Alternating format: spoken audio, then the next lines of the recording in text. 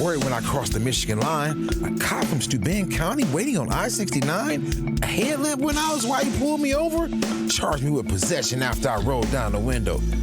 Now that's skunk. Indians a trick when it comes to weed. It's like who doesn't smoke or use gummies? Your grandpa, your brother, your rich friend from school? Hell, throw in the whole courthouse and my attorney too. It's time those assholes change these stupid laws. It ain't worth the paper for a probable cause. Sitting on a bar stool in my usual place. This guy next to me said he was looking for some cocaine. Hell, I just sold him an 8-ball with a little piece off for me. But my buyer was a cop? Should have known he was a creep. So I'm a dealer, right? You gotta be kidding. It's a rich man's drug. I just take it because I'm injured. 8 years in Westville with a monkey on my back. There's more drugs in here than you can shake a shank at. One dirty drug test, man, this system's flawed. Undercover screwed me in my probable cause. Crimes never did me no favors. I'm hooked on Fetty. I'm a junkie, not a felon. Told that son of a bitch on the way to lockup. I can't seem to shake it. I need help, not mocking. What do you want from someone who's been through the system? Drugs all through the house before mom and dad went to prison. Throw me in jail and give me a fine? Someday I'll be dead and away from your kind. Now I'm at the courthouse in front of a judge. Can't say my public defender cares for me much. Crimes are committed on both sides of the law. God help me now with this probable cause. C-shift never gets old. Anything can happen when you're out on patrol. You think I'm just eating donuts, man? Give me a break. Nothing on this job is a piece of cake. Lights and sirens activated. This knucklehead wants to chase. Baby mama at the scene just spit in my face. Wife's worried that someday I won't be pulling up at all. You'll read about my killer in a probable cause. Man. She went through my phone and she seen my text. I told her forget it. It was just my ex. She took a swing and knocked me flat. Man, I went wild to get her back. Judge slapped me with a no-contact order. Now she's got the kids and she's staying with her mother. So she started it all and I have to take the fall. You can read my whole story in the probable cause. When I was young, caught a case for dealing and did my time. Yeah, I got a record, but I was doing fine. Running my own business on the southeast side. Yeah, I got a gun. I kept it on hand. Told the cop my reason, thought he'd understand. In this neighborhood, you need some protection. Attorney thought I could get just community corrections, but the judge decided to send me to prison. Can't get ahead no matter how hard I try. Read the probable cause, it'll make you Whispers cry. and rumors that don't get reported. Stories I write that are often distorted. Got my notebook and pen, and I'm ready to listen. Tell me the truth, I'll consider your position. I've seen killers with eyes so cold and dead, and others go to prison because of what someone said, rotting away for the rest of their lives, leaving a hole here on the outside. Things are sad here on Earth, and it's no wonder why, when you consider the sociopaths who remain in charge. It's me who sees the system for all its flaws, and I usually start with the probable cause. My right hand is reading the probable cause.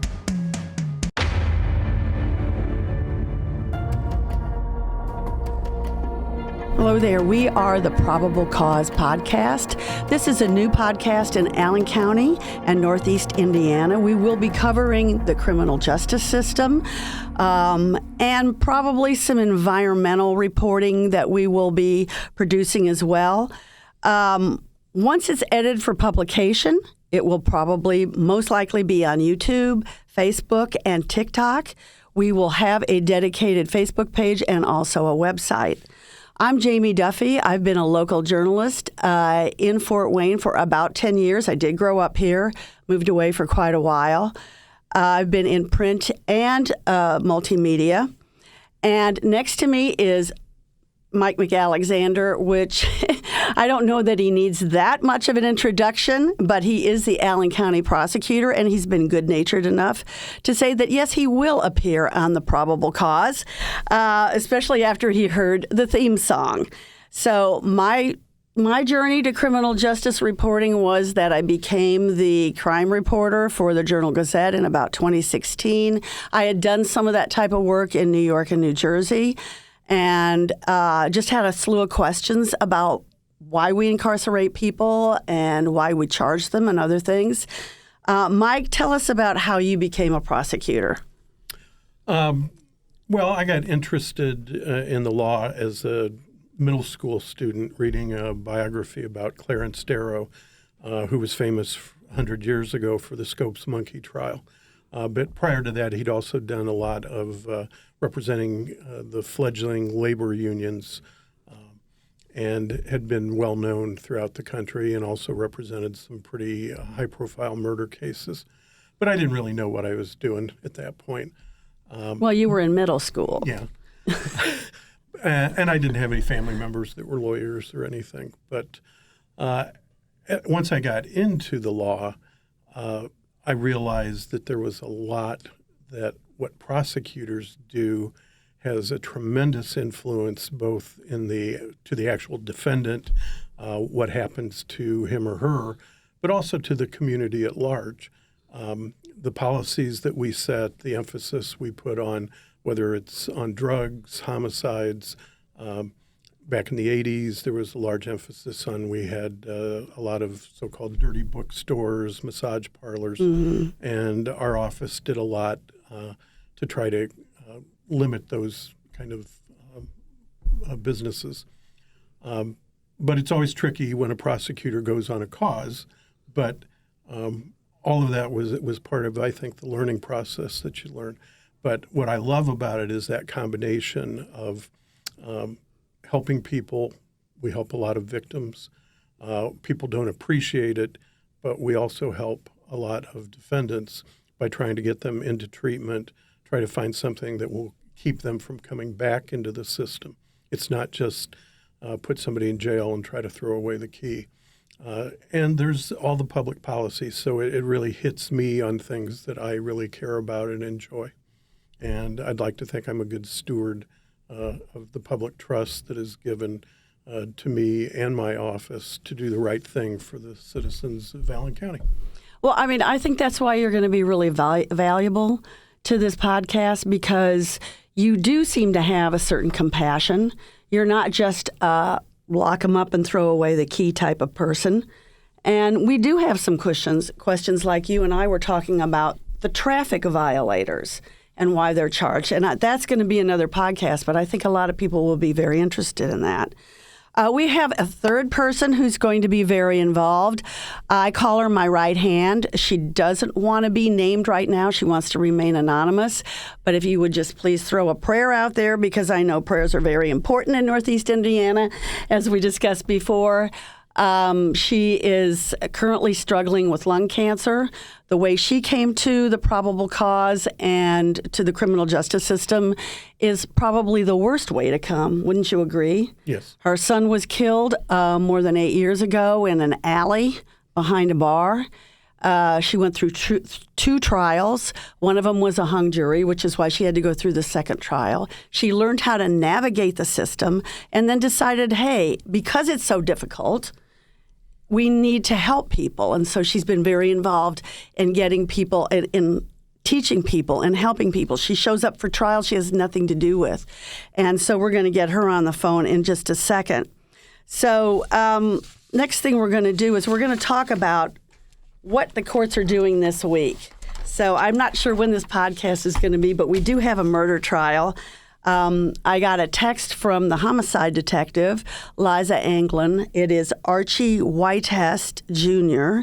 He has been charged with murder, and she wrote an excellent probable cause, I will say. Thank you, Eliza. She's given a lot of details here. And it occurred at the Economy Inn. It was March of last year. The defendant calmly called 911 at 11:25 and 40 seconds, she writes, and said the deceased victim was not breathing and had no pulse because he had checked. He had checked the pulse of the victim.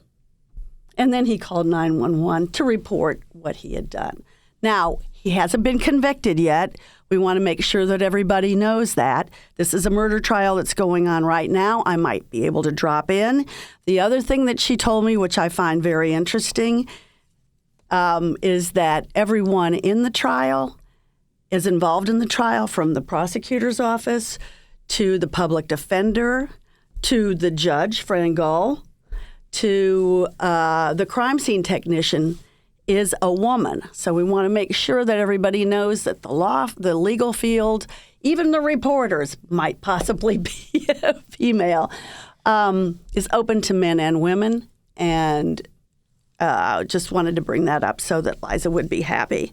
So that's going on, and it will be going on, what do you think, through Thursday, closing arguments? Each one is a little different, but Thursday or Friday morning at the latest, usually. And I will add to the disclaimer that a probable cause affidavit is an allegation, but the law presumes that the defendant is innocent until a jury reaches a verdict. And may that be forever true in America. Mm-hmm. I really agree with that. My ancestors fought for that. And one of the things that I've been told over and over again by homicide detectives are the probable cause doesn't have to give you the motive. You don't even have to have a motive for such a charge. But it has to give you just enough detail to come up with the charge. Would you agree with that? Technically, a probable cause affidavit, yes, has to cover the elements of the offense and has to be reliable and credible. But it can be a combination of hearsay and other information that may or may not be admissible at trial. But a prosecutor also has an ethical duty to bring cases that he or she believes they have a very good chance of winning. We don't go on wild goose chases, or we shouldn't. And prosecutors that do that generally get in trouble later. But back a little bit to your statement about women, my predecessor was a woman, Karen Richards, who was prosecutor for 20 years, the longest serving prosecutor in Allen County. So our mix of attorney staff is we have more women prosecutors than men at this point. Right now. And we've been around 50% of each for quite a while. All right. Well, I mean, it's an interesting field to get into. I mean, there was a time when law schools didn't really admit very many women. So, my law school, IU Indy, was proud to announce when I first started in law school in 1978 that it was the first class that had 25% women. Oh, okay. So you can see how far women have come in the law profession. So maybe that's a good time to introduce what we both back, because Mike and I aren't going to agree on everything. He's a Republican. I'm not sure. Okay, so we both believe you have 3 law schools in Indiana. There used to be 4, but then Valparaiso closed a few years ago now, right? Actually, it was 5 at one point when Indiana Tech was open. Oh, that's right. Excuse me. And that closed just a few years ago. Yeah. COVID kind of sounded the death knell, I think, on that. But you have IU Bloomington, you have IU in Indianapolis, and you have Notre Dame Law School. And I have yet to meet a practicing attorney in Fort Wayne who went to Notre Dame Law School. I think that they draw from the entire nation, whereas I know IU does too, but the lawyers, they will tend to practice here. Would you agree with that? Yeah, I think statistically Notre Dame, I think it's less than 10% of their graduates stay in Indiana. However, we do have 1, and we had 2 up until a month ago that were Notre Dame grads on our staff. Okay, because when I think of Notre Dame, too, I think of it almost as a national school, and it's, we certainly have fans from Notre Dame and Fort Wayne, and far be it from me to say anything about it, but I think that we're ready in Indiana, and I think we're ready in Allen County to have IU open up a law school here at PFW. I know it's called PFW now, but IU still has a medical school here, and I would say that they are well equipped to start a law school here. They have the curriculum. They know what to offer. We have people who can teach these law school classes. So I have written to IU, the board. I have written to the dean of the law school, and I have heard nothing back yet. So maybe people can take up the cause. I believe it would open up to a more diverse range of students, people who just can't even fathom going off to Indianapolis or going off to Bloomington. You have to set up your house there. You have to, pay room and board on top of paying the law school. And so, Mike, chime in. Well, I'm not sure if there is a perceived need at this point. And I don't know if having a law school would make a big difference. I certainly felt like with Indiana Tech, had they continued to be in existence, we would have developed greater and greater working arrangements with them. And I think the local legal community would have embraced it more as time went on. We have at least one graduate from Indiana Tech on our staff. And it was nice to be able to kind of see some of their students from the beginning and do a low-level recruitment effort. But I do know that the number of people taking the Indiana bar has dropped in the last 6-7 years. There is a very legitimate lawyer shortage right now. Yes. Throughout Indiana, and basically, I think outside of the East Coast and the West Coast, throughout most of the Midwest and South, rural communities struggle to find lawyers. And the practice of law has changed a lot.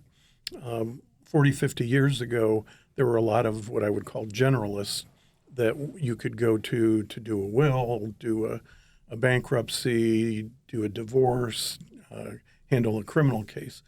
Now, there's much more specialization in the practice of law than there was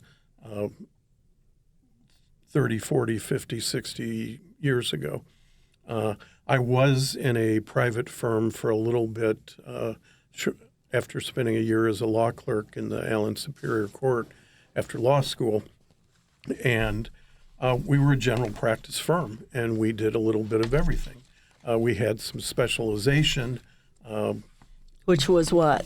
We were very involved with a bank, so some of our people, we got a lot of work from the bank, whether it was credit card collections or more corporate work.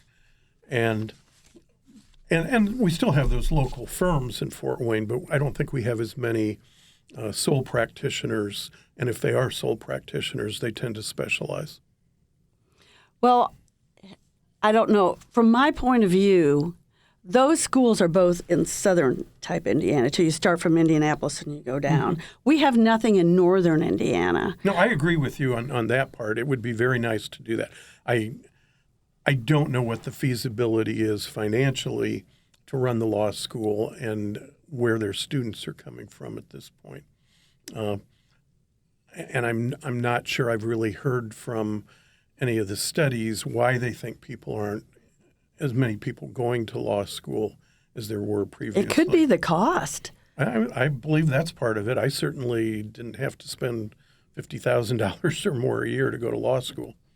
Well, my son went to George Washington in Washington, D.C., and he has quite a hefty debt. Let's just put it that way. Yeah. But he is a human rights attorney. He felt like he needed to go there to pursue that. And I'm sure we have humanitarians in Indiana, too. But I think one or two. I was looking for something that we received from the Allen County Bar Association where they are offering a small scholarship. And there is a small scholarship also to people who intend to take the LSAT, which is the legal SAT.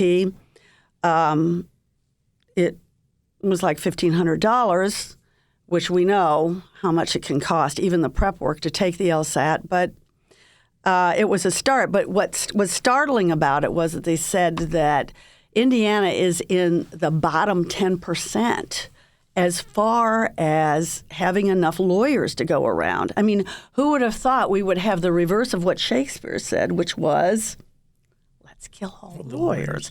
Now, we don't believe that. We need attorneys. If we get an OWI, we can't, don't be going pro se. If you got a serious charge, that type of thing, you need an attorney. So it's something to think about. I feel like a kid from Fort Wayne could dream if they thought there was a law school here.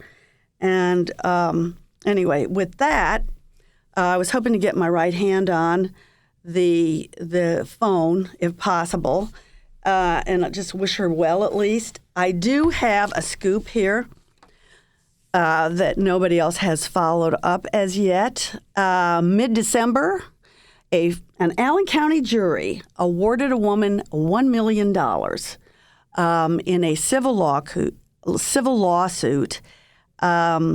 She was traveling, I think it was January 2nd of 2023. She was the passenger in a car. They were on Rudisil Boulevard. I can't remember whether they were going east or west.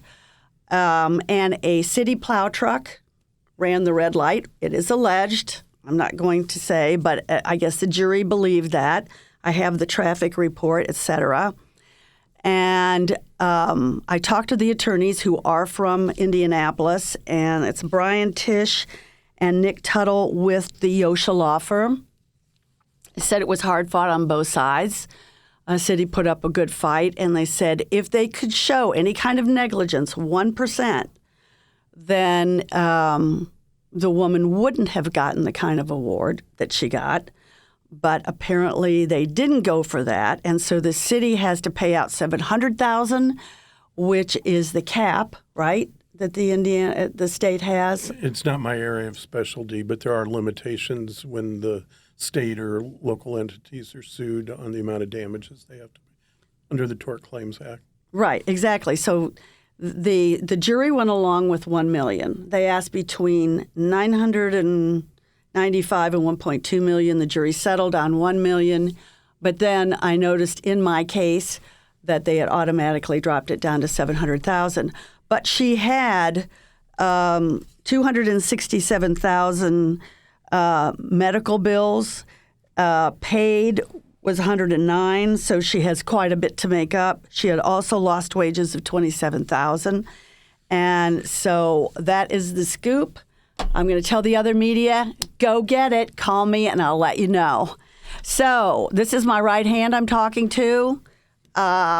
She's a necessary part of my life when it comes to this stuff. She gives me a hard time if I'm talking about a case. Her most famous line is, and I wouldn't disagree with that, but there are times when she does disagree with me. So tell us how you're feeling today. I'm feeling okay. Right. So I told everybody the struggle that you're having. I did go over, what does a probable cause mean to you, seeing as what you've been through? It's important to me because it gives every probable cause gives important facts to a case. And ever since my son was killed, I've had an inherent interest in how cases are handled in the Allen County criminal justice system in particular, but nationally as well. But the probable cause is the starting point, for lack of a better term, of the public knowledge of a case. So any suggestions for what you would like to see, what you want us to cover? Because I'm going to ask the public too. It's important to me to cover local cases and the local court system just in general. There's, in my opinion, there are problems within the local justice system overall, but in particular the court system. Cases aren't getting to trial very quickly, in particular murder cases, as that's one of my big interests is getting murderers off the streets. The police department and the prosecutors are doing a great job in getting charges filed, but it's taking forever for cases to get through the court system and for these murderers to be sent off to prison, which is filling up our jail. Well, but still, you've also brought up the fact that people are sitting over there if they can't pay bond, and they haven't been convicted.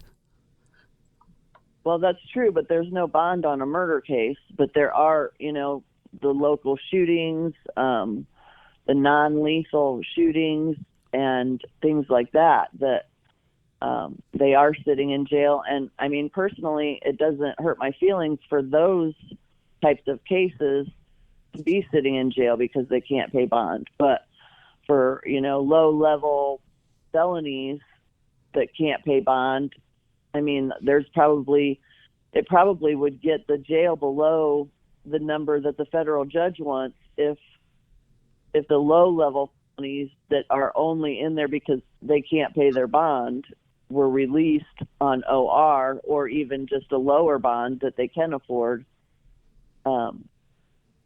That would probably definitely help with the jail being so full. Well, I'll tell you, I mean, the jail is doing a great job. They are they're hanging in right around 720 right now, if you don't count the people in lockup.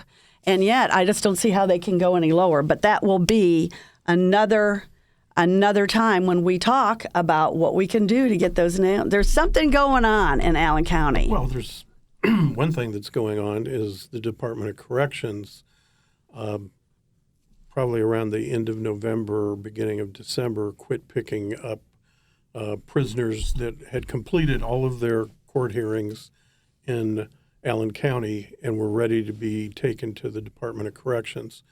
And they quit picking up ours. We got up to, I think, at least 161 in December that were sitting in the Allen County Jail. I remember that. We're supposed to be going, well, we're still at 116, I think, this morning, of people that are in our jail out of a total population of 724 or something like that. And that would bring the number down well within what the federal judge expects. Yes, it had put us in the low 600s. When our numbers have gone up, we have periodically, before the biggest problem, I mean, last summer we wrote a letter to the governor, and the Department of Corrections actually responded and got that population down to, I think the lowest it ever was like 24.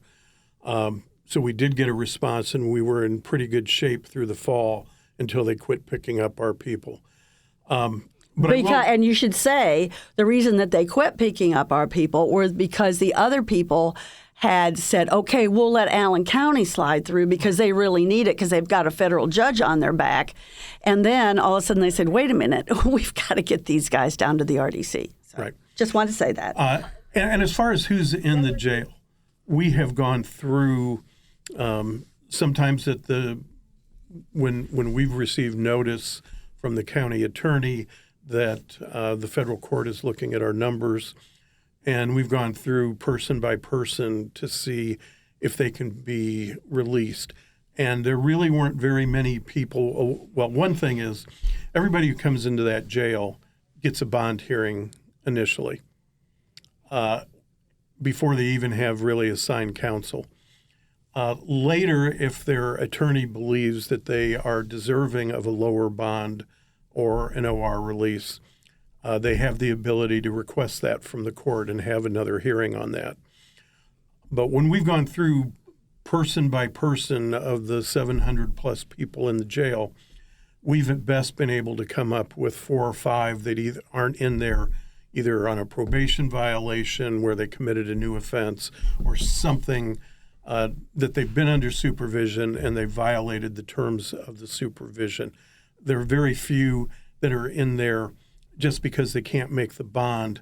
And I surmise that with some of them, due to mental health, drug issues, that it may very well be that friends and family have kind of given up on them or feel that they're safer in jail than they would be out on the streets. Well, that is, I mean, okay, so today, as we're speaking, this is February 11th, I believe, there are, I just had it in front of me, sorry guys, 31 people with community corrections violations.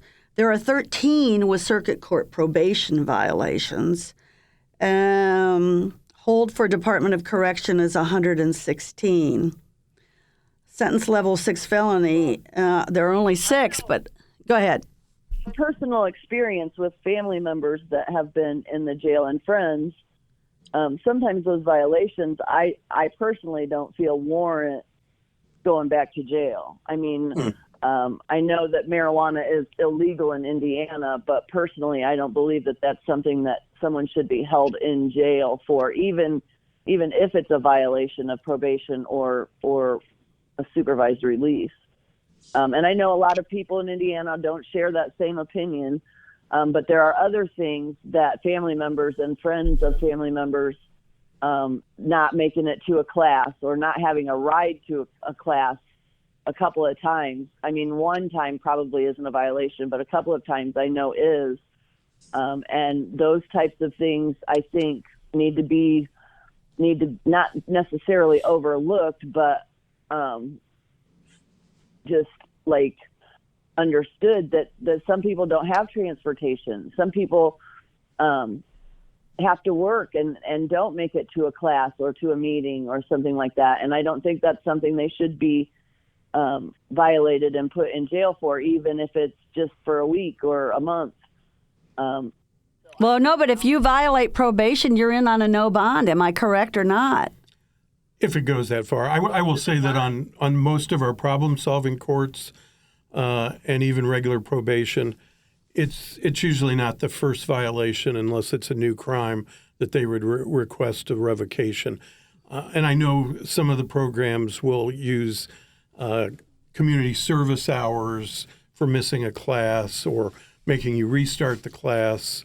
I'm sure there's some that are exactly what you're saying, but the majority of those, they are not filing violations right away. Usually on technical probation violations, they usually do an IEP, an individual programming notice, and bring them in front of the court and let the judge kind of shake his finger at them or her finger and tell them they better straighten up or worse things will happen.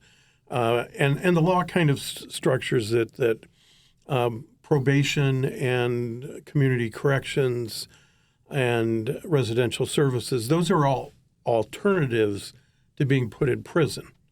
So it is a little different standard with people that are already convicted as opposed to those that are pending charges. We'll be talking about this a lot. Some of it, though, is personality conflicts. Like I have a friend's son who didn't get along with his probation officer, and so every little thing he was violated for. So a lot of I can't think of the word right now, but it's up to the probation officer individually or the case manager, and if there is a personality conflict between the defendant and the case manager or the person overseeing them, sometimes they're put back in jail for things that not necessarily every case manager would put them back in jail for. So was that Allen County or was it one of the smaller surrounding ones? Allen County. Okay. Because I know the smaller counties can get real petty. Excuse me. Shouldn't have said that. All right. You say one more thing, and then we're going to say goodbye because we have been going on for quite a while on the probable cause. Go ahead. Go ahead, my dear. You get the last word because we miss you. Well, the only other thing that I want to say on a topic that we were just talking about concerning the prisons not taking the people out of the jail is that it kind of goes against the intent of the county jail versus the prison system, because people in the county jail should not be convicted and just sitting there. They should be moved to the prison system. There's programs available to them in the prison system that aren't available to them in the county jails. And just from what I understand, the purpose of a county jail versus a prison is completely different. Like the county jail is to house people that have not yet been convicted and are waiting to get through the court system, where the prisons are for people that have already been convicted. And I agree with you on that. There you go. Agreement. They're supposed to be temporary. I mean, Sheriff Hirschberger says the same thing. It's only supposed to be temporary, but it doesn't stay that way. And right now, today, guess what? I've never seen a higher number for people in boats, 83, which means that you're at least 3 people in a cell. And Federal Judge Damon R. Lichty had a real fit about that because he said those people are lying in those boats with their heads right at the toilet. And, I'll never forget how good he was. So, all right, take care, take your nap, and we will talk to you next time. Take care. All right, thanks. Okay, do you want to say something before we sign off? Just that these are all, when you look at the jail issue and running people through the court system, there is a finite number of resources. And one of the things that have been very Should we hold a gala? Yeah. A fundraiser? Go ahead, sorry. I've been I think I came to the prosecutor's office 41 years ago, right about this time. Mm-hmm. And haven't been there consecutively, but I can't remember us ever having as many murder cases pending as we have right now. Judge Gull mentioned in a meeting last week that there are around 60 pending murder cases. I didn't know it was that high. Yeah, I thought it was around 50. And one of the things we've happened, which is in the last 5, 6, 7 years, in particular, the Fort Wayne Police Department has a solve rate of 80, 95%. Close to 90%, yeah. And we had a homicide last night, and there's already an arrest been made. No kidding. That's another scoop, folks. But I heard that she died, but I did not realize there was an arrest. But we have been so successful at that it has been pretty amazing. And you start doing the math on that of, we have 3 criminal court judges and a magistrate serving the felony area.